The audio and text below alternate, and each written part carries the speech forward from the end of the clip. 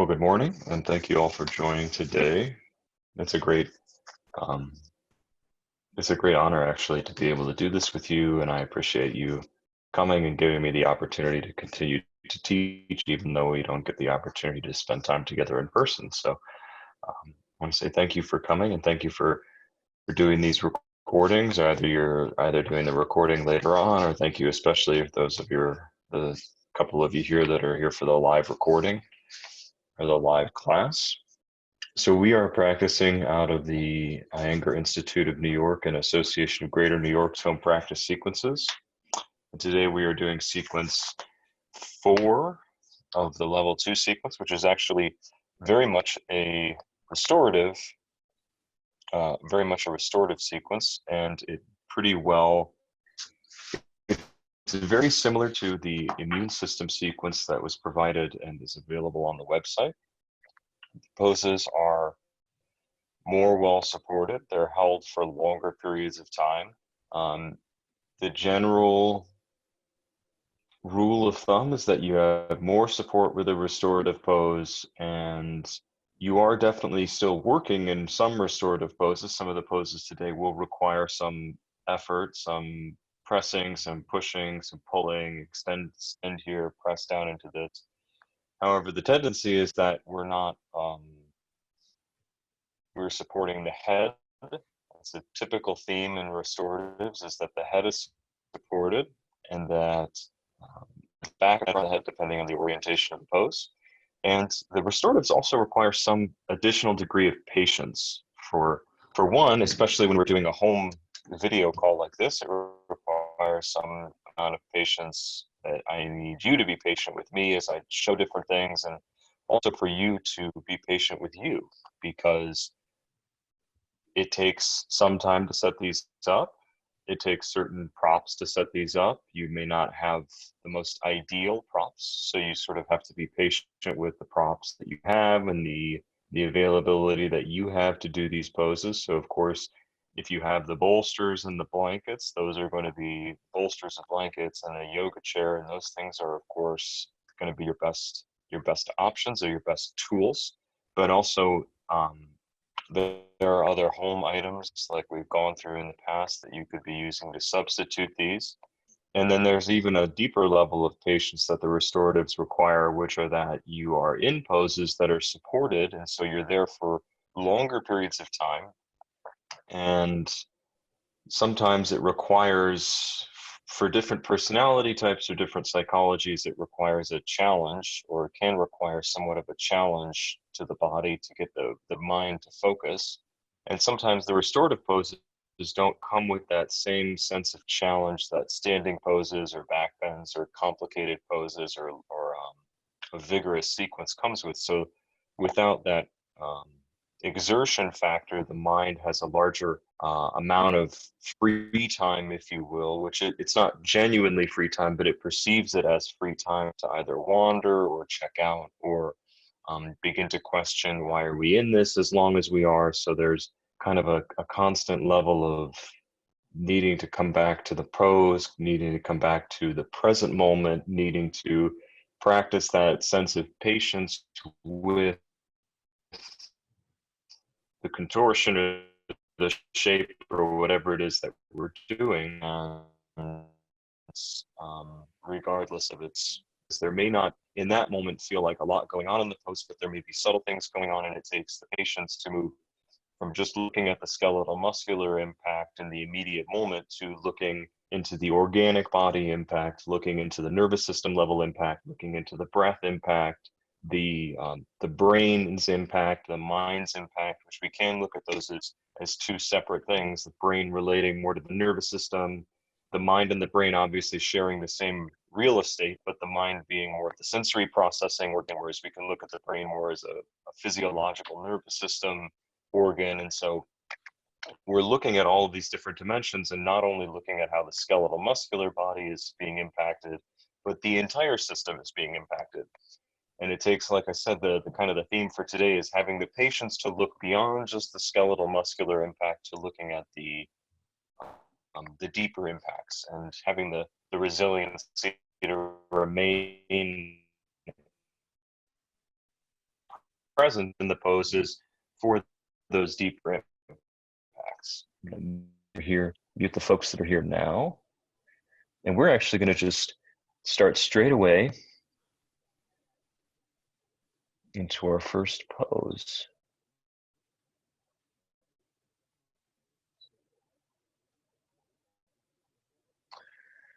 So our first pose for today, so I can get this all set up.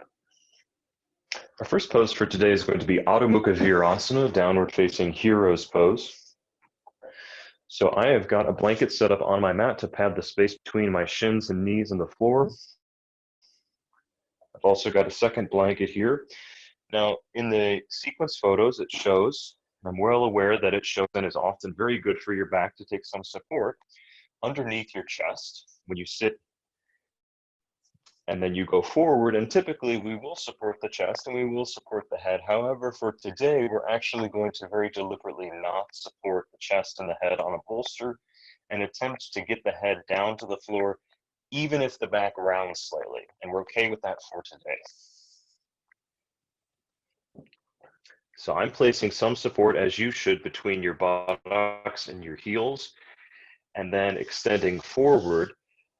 And as I go forward, I'm walking my hands forward, and I walk the hands forward, and there comes a point where I have a relatively flat spine, and my head, if I tip my head forward, it comes about between my arms, and this would be the place where we would take some support, typically either a bolster or a block or something like that. However, for today, we're going to allow the back to round and release the head down. So although the support is less because there is no bolster, there is still the sense of the buttock being supported on the heels, and the head is still supported on the floor. And of course, if there is absolutely no way for your back or your bodily proportions that your head is going to go down without cranking your neck down or you're hardening your front throat, then of course take a blanket under the head, that small amount of support under the head. And if the lower back immediately gives sharp pain, which you should differentiate between a sharp pain and an elongation, then it may still be mandatory for you to take a bolster under your chest and your head. And you're going to need to differentiate that. Because for me, when I put my head down, I do feel additional strain in the lower back, but that strain isn't a negative thing at first. It is actually the sensation of the muscles of the lumbar and the vertebrae of the lumbar being stretched and spread, and that stretching and spreading is amplified by the fact that my buttocks is fully supported.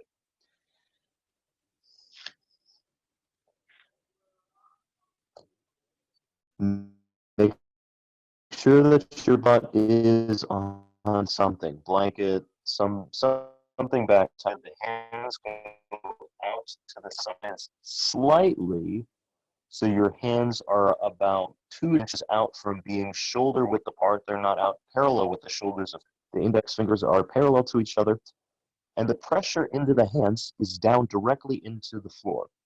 And that direct down and slight forward pressure of the hands helps press the top of the buttock down toward the blanket, and look to the bottom buttock and extend the bottom buttock toward the back of the knee. Now, if I were in class with you, I would not really be able to visually detect much from you. And what I'm saying there is that these actions of the buttocks are not visually or physically dramatic actions. They're very subtle, they're very hard to notice from the outside perspective, but you should feel a large change going on within you as you do that. You're, in a sense, using these subtle buttock actions, top buttock down, bottom buttock toward the knee, and it will feel like you're kind of curling into a tighter ball.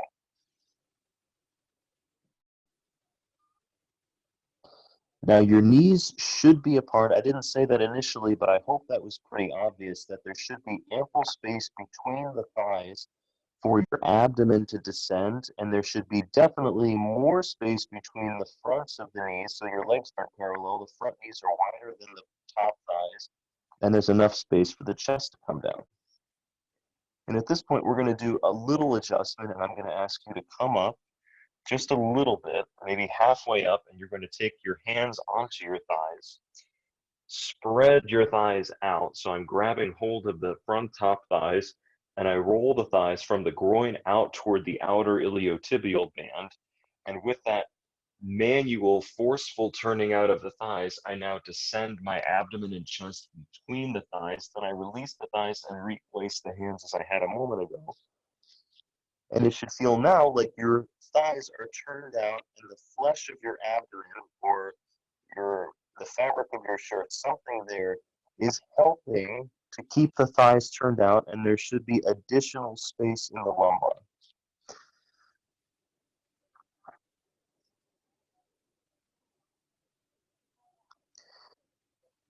Now allow the lumbar to quiet, to soften, and yes, the pressure of the hands should resume down and slightly forward to take the top of the buttock down, bottom buttock towards the knees. And that will give you vertical extension, especially in the lumbar spine, but the whole spine. And in addition to that vertical extension of the spine, see if you can also invite, or invite is an interesting word because I would like you to actually get, rather than just invite, a horizontal extension of your lumbar too. So it's not just that the lumbar gets longer along the length of the spine, but the muscles also get longer horizontally from the right to the left side of the body, from the left to the right. So the entire back side of the body, from the thoracic down to the sacrum, spreads. And again, this is not a visually dramatic thing. It should be pretty subtle. And the longer you stay, the more you may observe or feel, the more sensation can be gleaned from the area of the lumbar.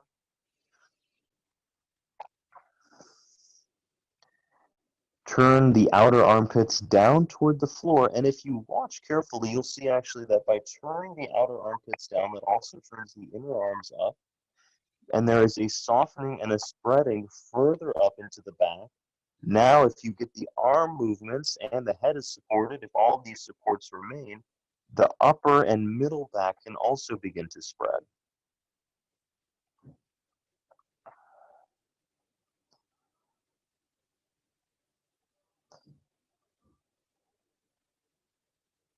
And take several breaths here. Bring the breath into the pose more attentively and breathe and use your breath to expand the territory, not forcefully, not aggressively, but have some breath awareness to the ribs expanding on the backside of the body.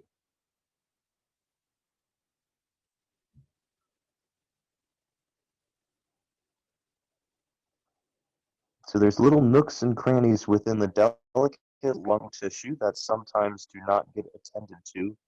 And it's quite a jump to move from this pose to just moving your attention right into your lungs, but still see, can you inhale, exhale, and on your inhales, your in breaths, can you bring more attention, more intelligence to those little subtle places, not only the lungs, but also the ribs that make the breathing mechanism happen?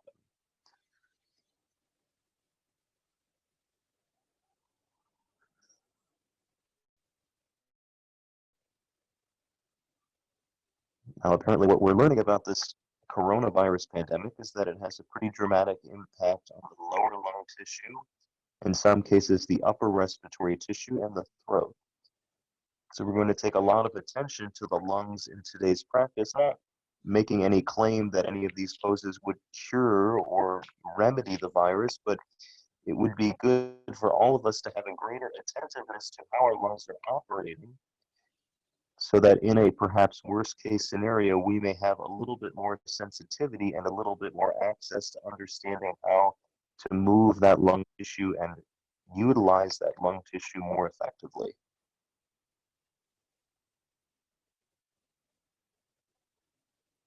Keep your mind in the lungs and the ribs.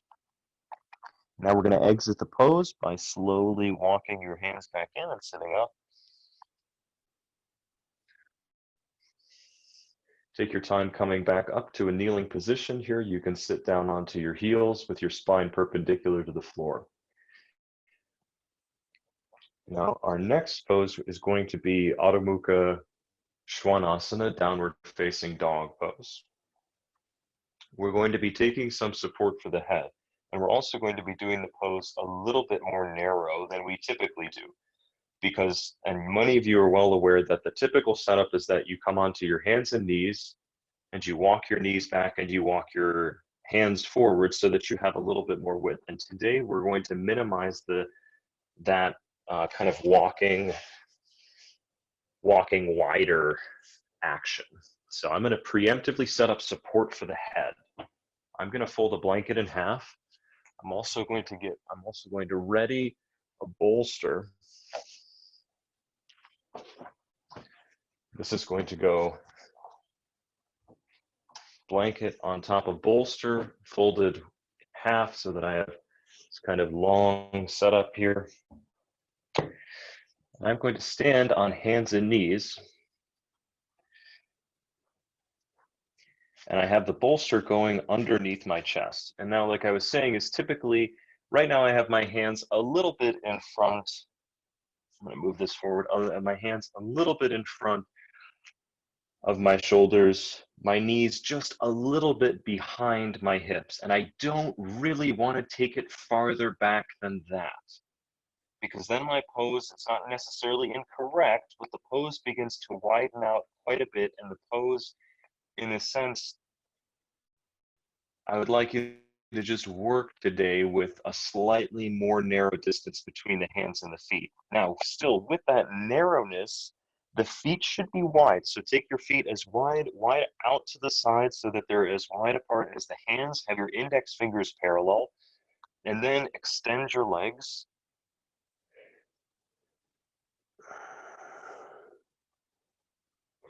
So your feet should be as wide, or it's fine to have the feet slightly wider than the hands. They absolutely should not be, for this restorative pose, more narrow than the hands. And the hairline, about, where forehead, hairline territory, not the eyebrows and not the crown of the head, but the hairline should rest on support.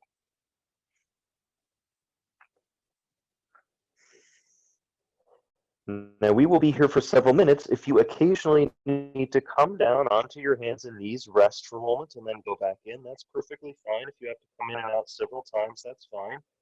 But your durations in Adho Mukha Svanasana, the downward facing dog, should be occupied by having straight legs, straight elbows,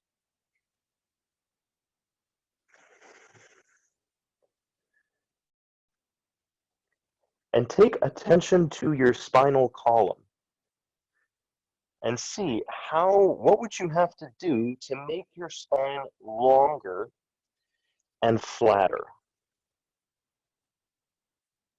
So usually the instruction that's given is to press all of the front of your leg, the front ankle, the front shin, the front knee, the front thigh, press it all back to occupy and fill the back leg territory. Now, you could simply slam your knees back and fool yourself into thinking you're doing that. That would be very easy to do. I'm pretty familiar with that myself. But rather than doing that, press the legs and the front hips and top uppermost pant pocket territory of the thighs back, and use that to elongate the lumbar spine and make the spine longer.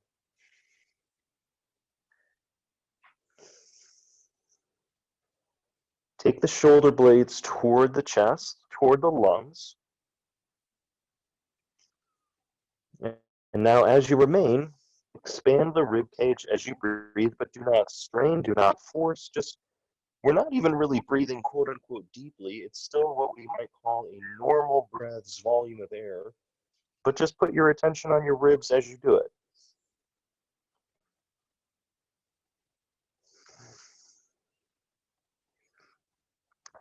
There's a significant amount of weight on the head. It's not all of your weight, of course, but it's not none either. There's a resting quality of the head.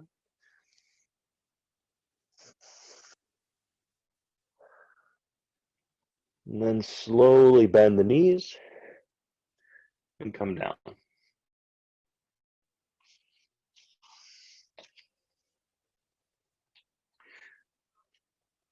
we're going to move on at this point. That was probably about 1.5 to 2 minutes in the pose. Certainly the pose could be held for an additional minute or two, especially much longer if you're using a rope around the thighs. So our next pose is going to be Uttanasana, and it's going to be this forward fold with 2 blocks. So I'm going to place 2 blocks on the ground, and I'm starting off at the tallest setting of the blocks, understanding that perhaps at first this tallest setting may not generate an enormous amount of sensation in my hamstrings, and I'm fine with that because I'm not really prioritizing a skeletal muscular practice right now. Although I need to be sure that I have safe and good alignment, I'm actually prioritizing more of a subtle organic practice right now. So I will take these blocks down several settings over time, but I'm not so concerned. Like if you have to have 3 blocks, or even it's fine to rest your body over a table for this pose. So I'm going to turn to face you at first just to show the legs that my feet are hips width apart. My feet go right underneath the hips and my second toes are parallel. I face the blocks. I have my blocks about 1 foot away from my feet. I have straight thighs or straight legs by pressing the front top thighs back. And I hinge at my hips, extend forward. And I'm going to be placing my hands at the backs of my legs. I keep my legs straight, and I rest my head. Here the back may round slightly, and once again, these first few poses, not forward facing dog, but forward facing hero's pose and Uttanasana, we're sort of willing to tolerate that because those poses in the long run do have rounded backs. The concern is that what if you can't get your spine to extend? So if you can't get your spine to extend, then rounding the back can be somewhat hazardous to you. So of course, you always want the spine to be long before making it a back bend shape or before making it a forward bend shape.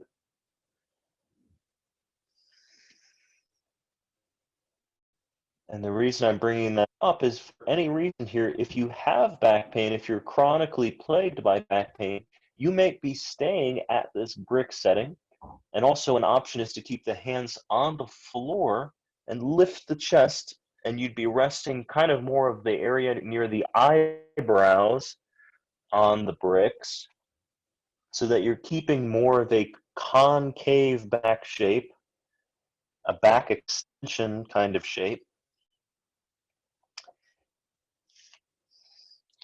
Do not deceive yourself into being complacent with keeping your knees straight. Don't kind of think that just because you've got your head supported, that means your knees are straight. So press the front top thighs back. Press the shin bones slightly forward. You see that as you press the shin bones forward. Yes, the knees feel like they want to bend, but you should be resisting the front top thighs back and the shin bones forward. And that should bring some stability, some sense of firmness to the legs.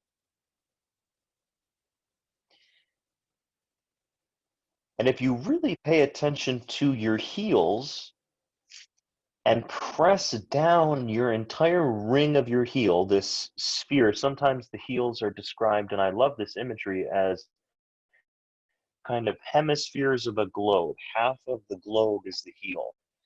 And you have to look at what part of that dome of each of your right heel, your left heel, what part of that dome really makes good contact. And if you can get the whole dome, the whole outer equator of that sphere to make solid contact, that outer ring of the heel, typically that takes care of most of what is required to get your legs to straighten in this pose. Because as we fold forward, weight transitions to the front of that ring of the heel.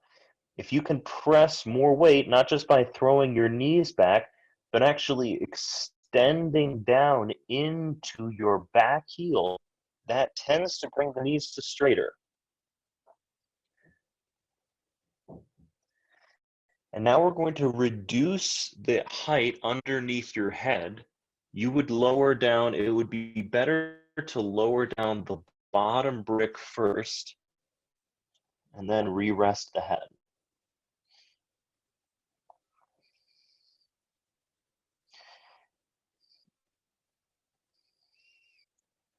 Still keeping your weight evenly distributed into that ball of the heel, the ring of the heel.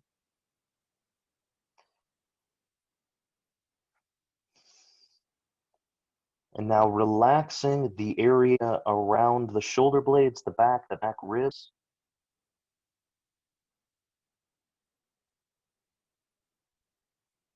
And as you breathe, you should feel that the back ribs expand. Not that you're arching your back. You're not don't make a humpback when you inhale. But actually, as you inhale, it's as if all of the ribs extend away from each other, and your inhalation almost gets you a little bit deeper into the pose. Not that that's really your goal, it's just sort of the anatomical fact of as you inhale, the ribs expand, and that expansion, if there's no support under your head, you would go deeper in.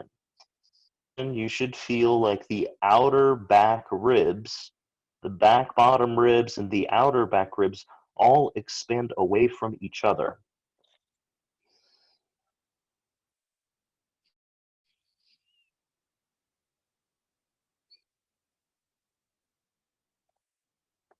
And bring some more intelligence into those outer back ribs.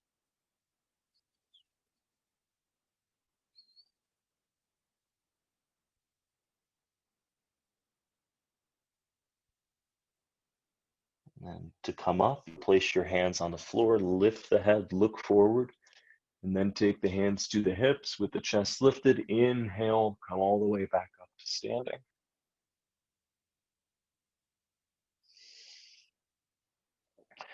So now we're going to set up the pose that we call Salamba Shirshasana 1, supported head balance, headstand, if you will. Several options for this. I'm going to be showing and demonstrating on camera the freestanding headstand. You, of course, can do a freestanding headstand. It's also perfectly fine to be using the wall. There's absolutely no shame in using the wall. It's also fine to be using any of the setups that we've gone over in the past. The main one that I'm really referring to in that is the 2-chair version of the headstand.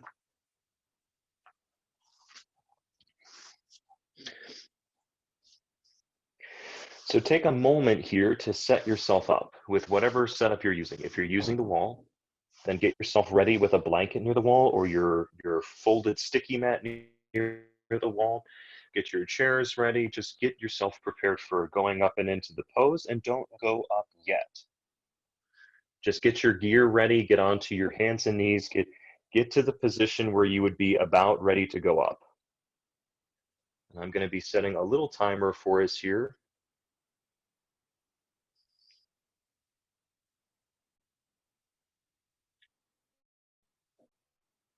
Okay, got the timer ready. So we're going to interlace the fingers. If you're using the 2-chair or some similar support for the head, you of course won't be interlacing the fingers, but at this point you're setting up your base first. So I have my elbows stacked directly under my shoulders. I descend my back ribs forward toward the lungs and the chest. And then I place the head into the cup of my hands.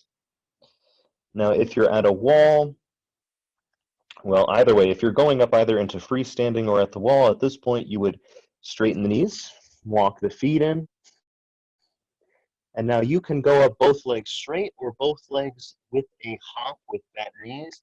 It's better either way, with whether you're at the wall, with whatever support you're using, it's better to go up with 2 legs at once, whether they're bent or straight. If that's going to prevent you from getting up at all, then of course, do what you have to do with one leg at a time.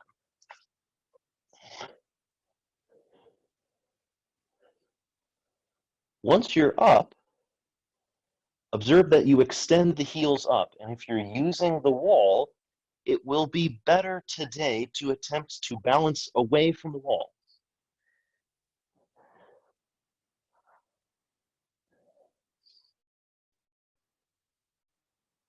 Attempt, even if you're in one of those supported, if you're using the 2-chair version, the reason I'm saying this is because the 2-chair version, sometimes you can get quite close to the wall. If you're using 2 chairs, you can probably keep your heels on the wall without creating too much of a banana shape of the body. But if you're using the wall with a normal base or the wall with a like a headstand table, then the likely thing is that your base is so far away from the wall that if you rest the heels on the wall, the body will be in quite a severe arc. And what we all do in headstand, what is common in the beginning, is to throw the lower front ribs forward, and along with that, the instruction often comes to lift the shoulders. So those two things, the shoulder lift is good, but it's kind of married to over protruding your lower ribs and overarching your lower back. Take your buttock and tailbone up. This is at least going to start, we're creating some space in the pose to correct the back. So take your feet hip width apart, lock your knee joints, extend your legs, thighs, and inner heels straight up. Take the tailbone up, take the buttocks up, keep that, and now join your legs back together. So you should feel there's already a lift in the bottom part of the lumbar, the part of the lumbar that is closer to the ceiling in this pose. And now lift your shoulder blades up and start to take your front ribs back. If you're using the wall, it's taking the front lower ribs back toward the wall. And you will find that if you overdo lifting your shoulders, you cannot take your front ribs back, and your pose is sort of fossilized into a banana shape. So to get the pose straighter, you have to take the ribs back, and without losing the lift of the shoulders, you just have to not overdo it. Very sadly here, my timer is going off, so we're going to move on. Just keep take the legs down one at a time, or both legs at once.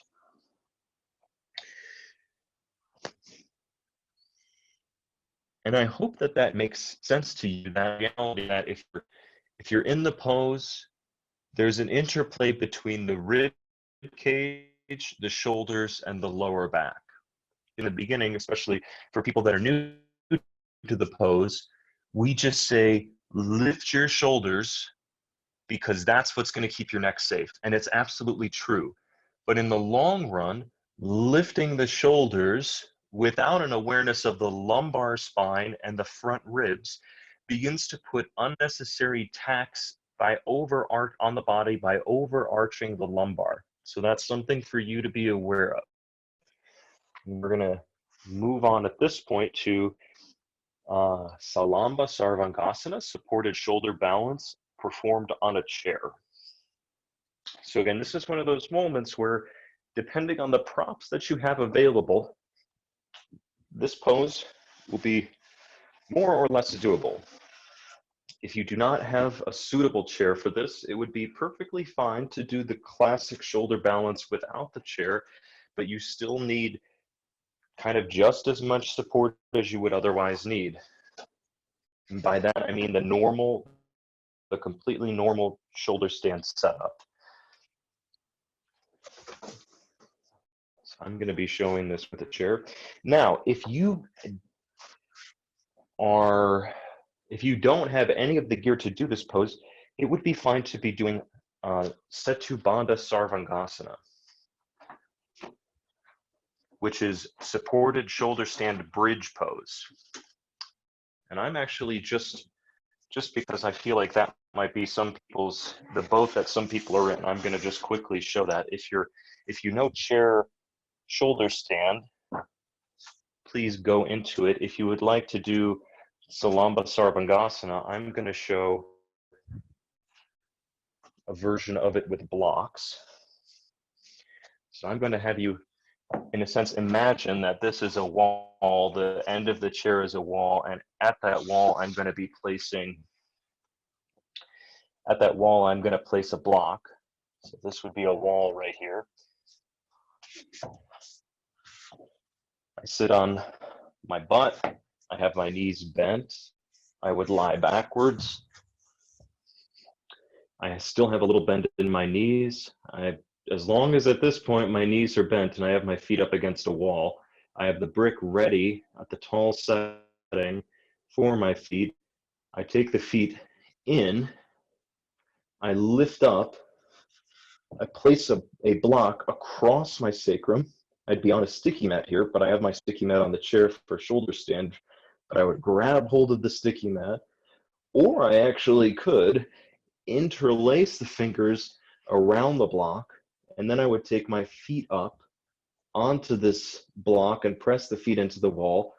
And then here, as I straighten my knees, by straightening my knees, I will be pushing my shoulders underneath me.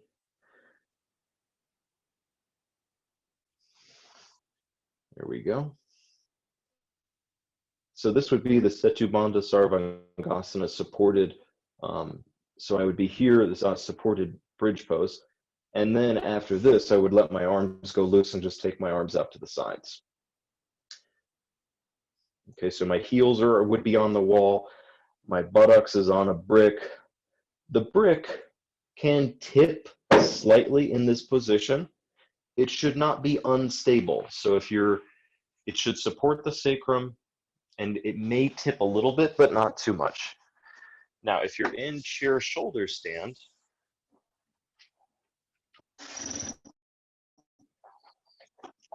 if you're doing chair shoulder stand, get into your pose. Now that support for Setu Bandha Sarvangasana that I just showed, that could be many different objects. So it could be several couch cushions if you don't have a block. So you would be mimicking the support of the block with something else.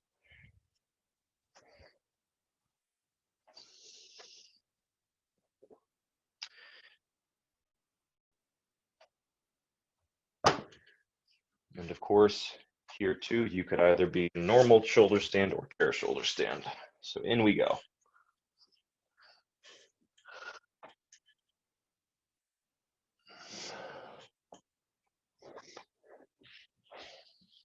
I'm not really taking a lot of your time to talk you into the normal or chair shoulder stand because I know that we've done that a lot in class and many of you have a lot of experience in that. And also there's a tutorial and version for you to watch as well on the website. So I want to make sure that whatever version of shoulder stand, especially a chair shoulder stand, where I have the liberty to manipulate the bolster underneath my shoulders around a little bit more, that I get that bolster right under the shoulders.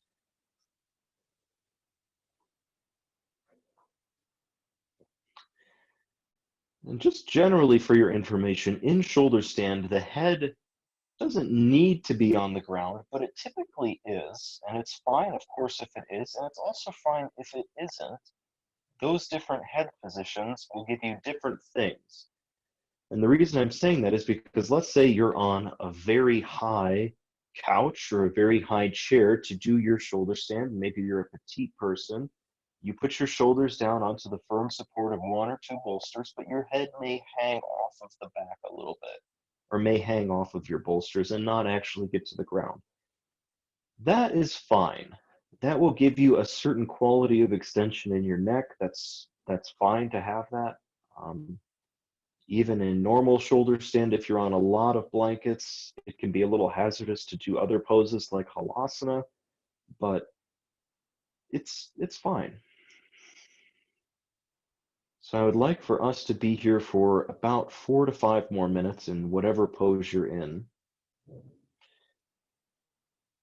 Move your back ribs now forward. The last, not headstand, but in several of the previous poses of this sequence, we were really getting those back ribs to expand out. And now I'd like you to get those back ribs to extend in and therefore expand the front ribs. So now we're working on the areas that open the front of the lung tissue.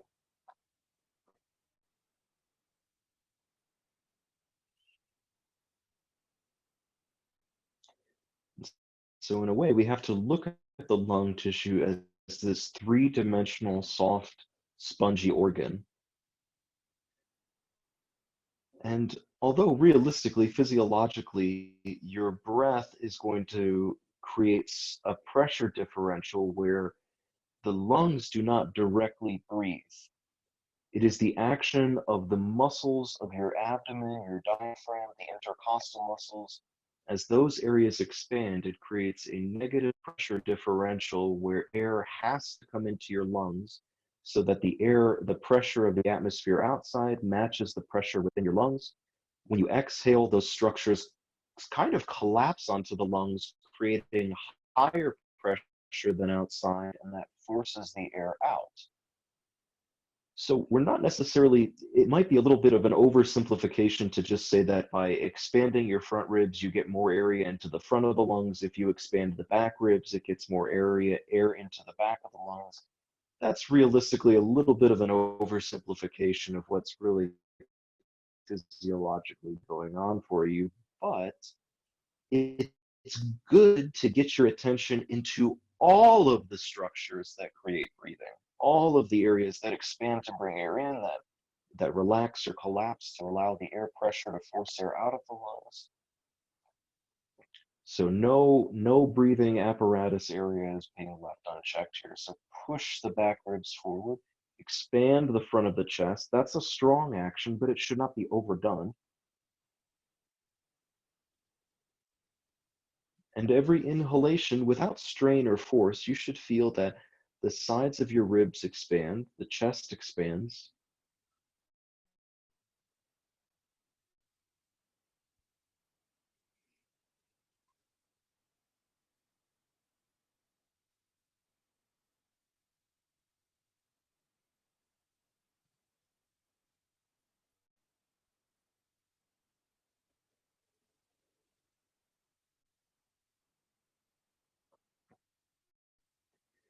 And this should generally bring a quieting to the body, a quieting to the nerves.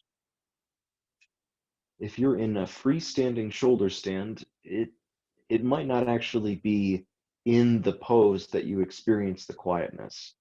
Typically, in a freestanding shoulder stand, it's after the pose, when you exit, that you experience the quietness.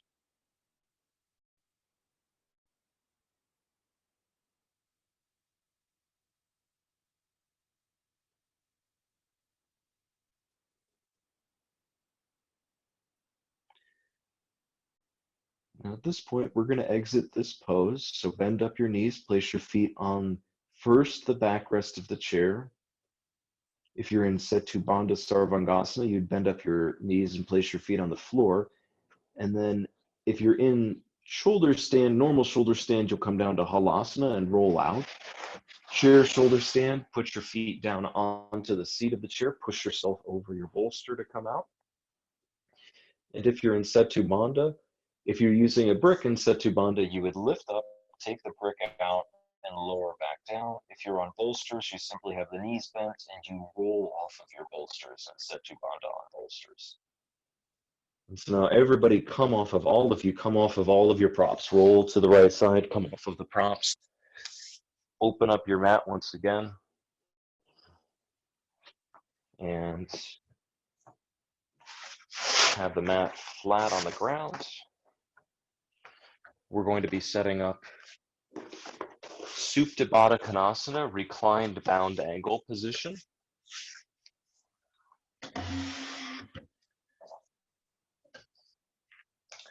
Now, again, this is where I need you to be patient, not only with me, but with you, with your props that you have, with your setup. So the ideal position here is that you would have a bolster that your back would lie on. You would have a blanket for your head on that bolster, and you would sit, make sure that you can see this, that you can sit in front of your bolster with your feet together, your knees out to the sides, the Baddha Konasana feet, bound angle feet. And I'm going to be rolling up two blankets, which will support my thighs to the right and to the left. But you could be using blocks for under your thighs.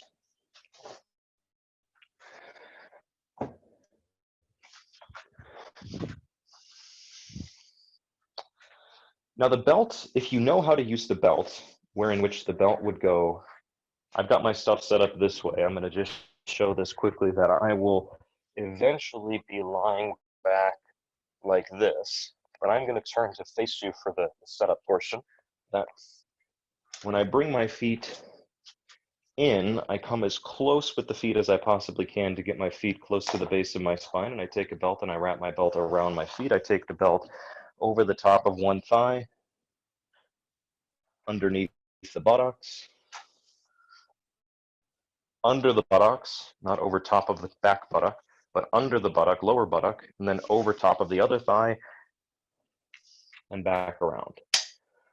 Okay, so then I would tighten, tighten, tighten, get the feet as close in as possible. Now, if you don't have the belt, which I'm aware that some of you may not have the belt, or a long enough or sturdy enough belt, a fine option is to be using a blanket.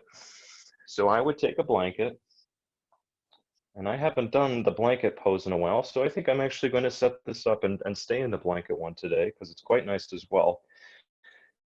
You get the blanket opened up once from shoulder stand, and you roll it to make a long blanket roll. And I'm going to show you facing you once again that the feet are going to go together. The blanket is going to go over top of the feet and underneath the thighs. And as you lie back, you'll press your knees out to the side. And you typically, with the blanket support, the blanket not only keeps the feet in position, but also keeps a support for underneath the thighs. So that as you lie back, you have support, not only that keeps the feet in position, but also some support for the backs of the thighs. Now, it should be obvious to you, but I'll still say it, that your buttock is off of the bolster, and the bolster hits you not at L4, L5, so it should not jam into your lower back. In fact, it should really only start to support around L2, L1, kind of the beginning or the thoracic lumbar transition. So I have some space, some empty space between my sacrum and the last lumbar vertebrae. And when I lie back, I'm going to attempt to increase that space by picking my buttock up and feeding the flesh of the buttock in the direction of the feet, and then relaxing the buttock down again. Take the arms out to the sides.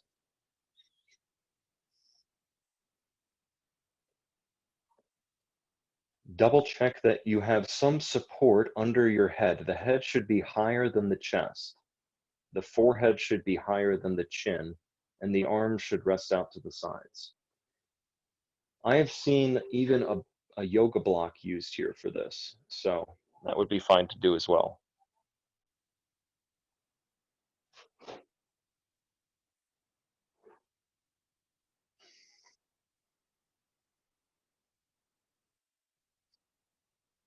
This pose should be relatively comfortable in that it is not a severe stretch. You should be completely at peace and at ease here, at least relative to like intense stretches or intense pulls or pains on the body.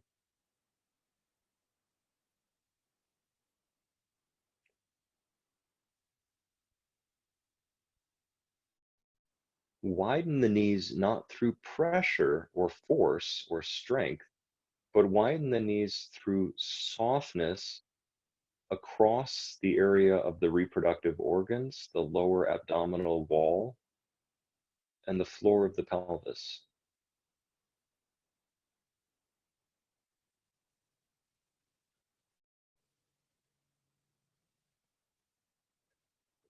And you should relax that floor of the pelvis almost to the extent as if you were passing gas. So that is the degree to which the entire lower pelvic area and all of those muscles and actions that can take place there, all of that should be soft, inactive, uncontracted or unconstricted. And that softness, not only at the floor of the pelvis, but across the back buttocks and across the front of the pelvis. So the back buttocks and lowermost abdomen also soften. And all of that softness should equate to your knees feeling like they're widening, even if they don't change their physical position.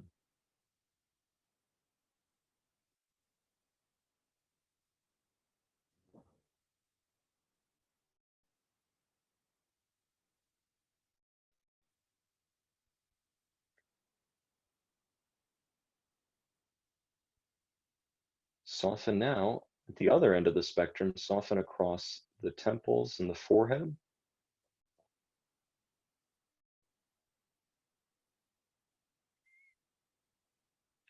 The jaw should be soft and the teeth should lightly separate, but there should be still a contact between the upper and the lower lip. And that contact should not be a harsh facial kind of constraint or contraction or strain on the lips, but they should just sort of calmly rest together.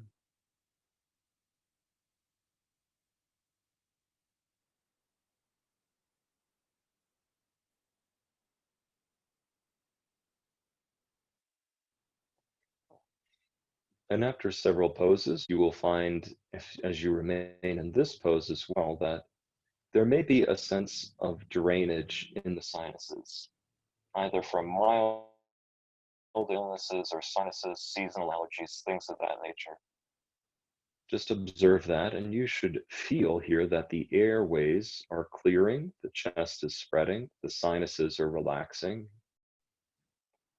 And with the softness of the pelvis, with the softness of the face, and with that sense of draining and clearing out of the sinuses, now it would be a good time to turn your attention to your breath.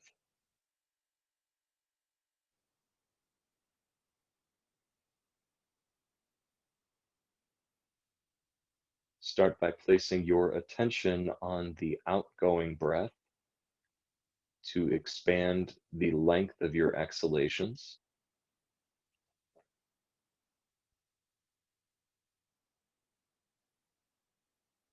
You're not actually really changing the volume of air coming in as of yet. You're primarily attempting to use the normal volume of air and elongate the exhalation.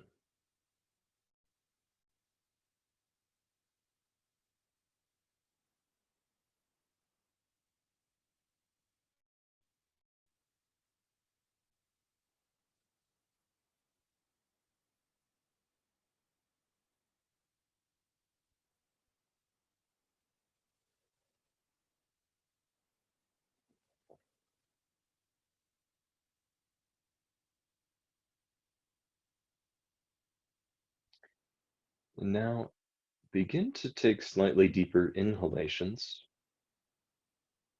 and bring your attention to what we would call the false ribs, the lower side floating ribs, because we call them false or floating ribs because they're not attached to the same cartilage network as the upper part of the rib cage near the sternum bone.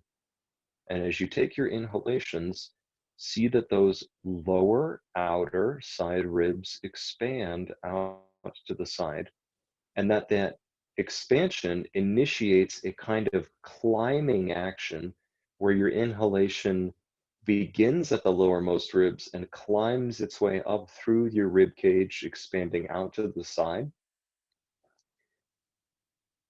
But more important than forcing a great deal of air into you, make your emphasis on keeping the breath smooth.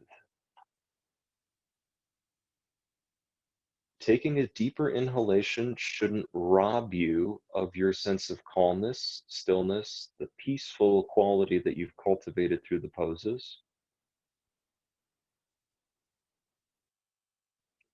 So if you feel at any point that you're forcing or straining or struggling to take deeper breaths in, then you're probably approaching the breath a little bit too much through activity of doing and forcing the breath, and not as much through receptivity.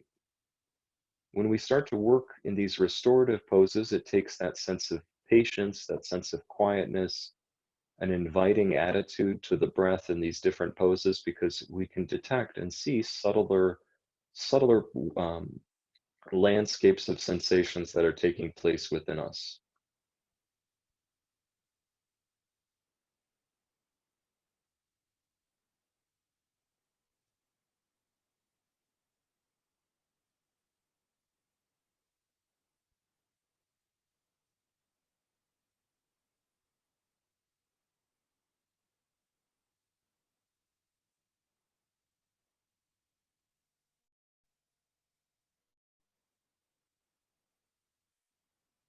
Your exhalation should continue to be slow and long. Inhalation continues to be slow and long. And you should find a way to make this breath occur to you, and in a way that the absolute best adjective for your breath is smooth.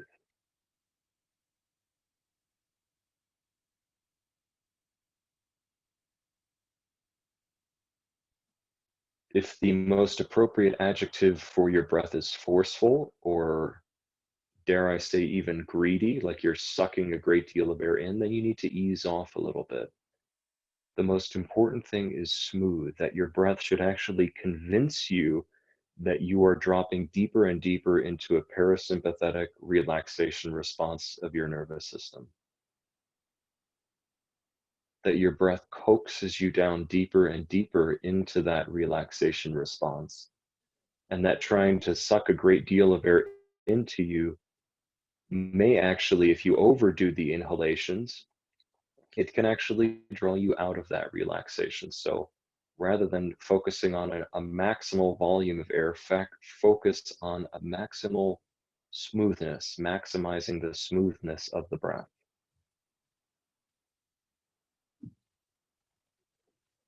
And yes, the breath may get deeper along the way. And now your breaths are probably smoother and deeper than when you first began with the deeper inhalations. So that the fruits of your practice are observed and felt over the duration of your practice, that it's not your first breath or even any one individual breath that makes the practice, but over time, over a period of maybe a dozen breaths or 20 breaths, there's an overall sense of calming and quieting that is progressively taking place. That the value of the breath is much more so when added together rather than taken as an individual.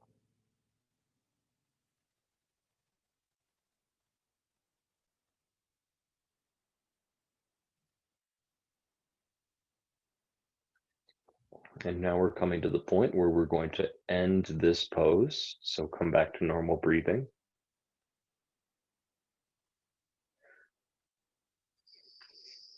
And slowly put your hands on the floor. Use your hands to help you sit up.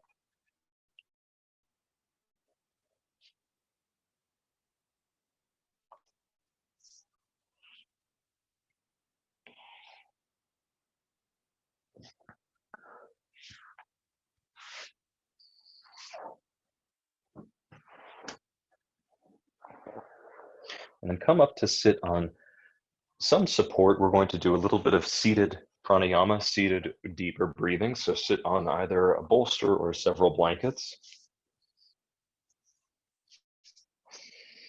Now, when we take a seated pranayama, the most common pose that's taught is swastikasana, simple crossed legs, where the legs are crossed, not at the ankles or the feet, but relatively close to being crossed at the middle of the shins, and the feet are forward so that they come right underneath the knee joint.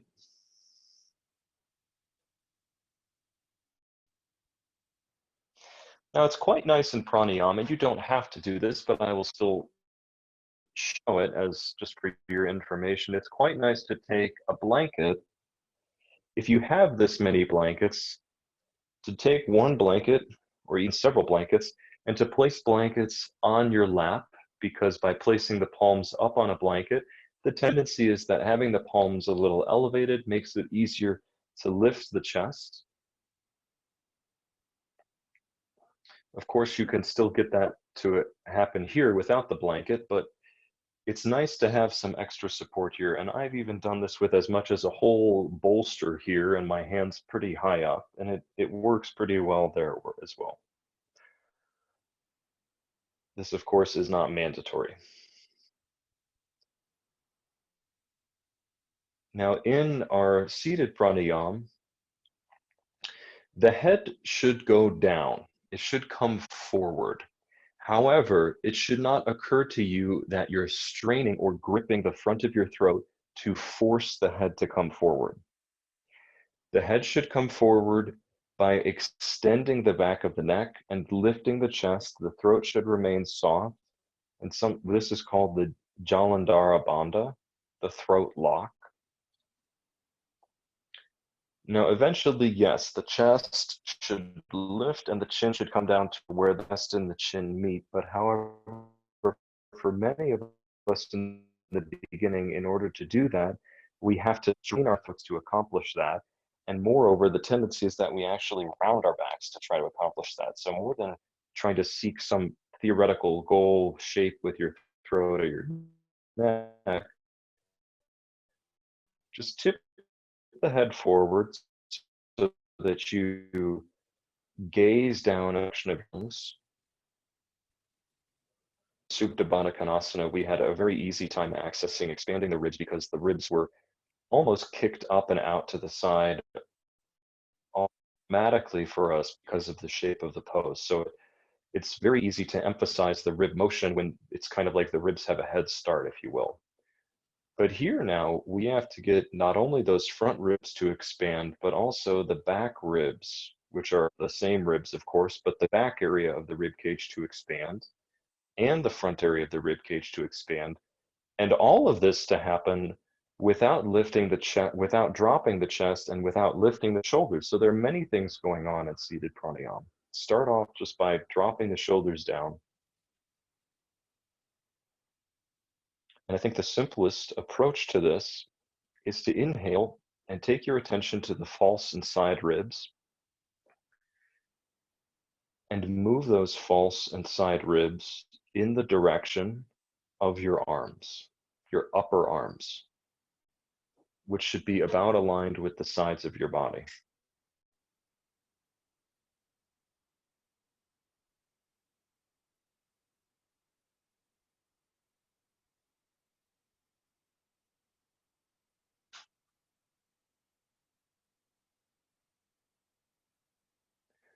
There is an engagement in the middle of your back, a little bit below the shoulder blades, a little bit above the lumbar.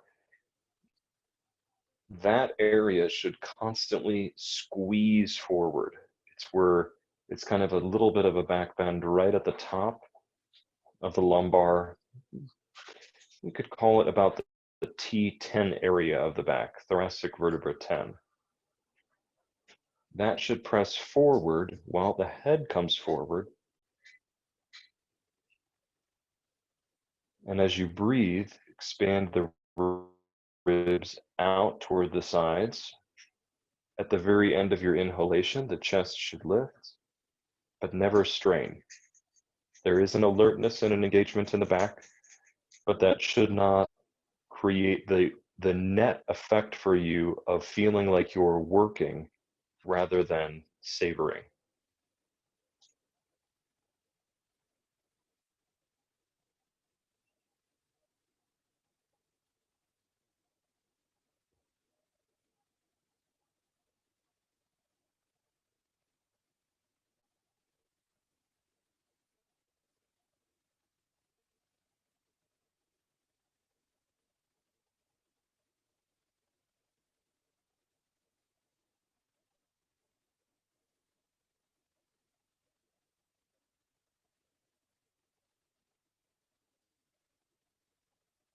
At this point, just return to normal breathing, let go of the deep breaths. We sort of just have a sampler of that today.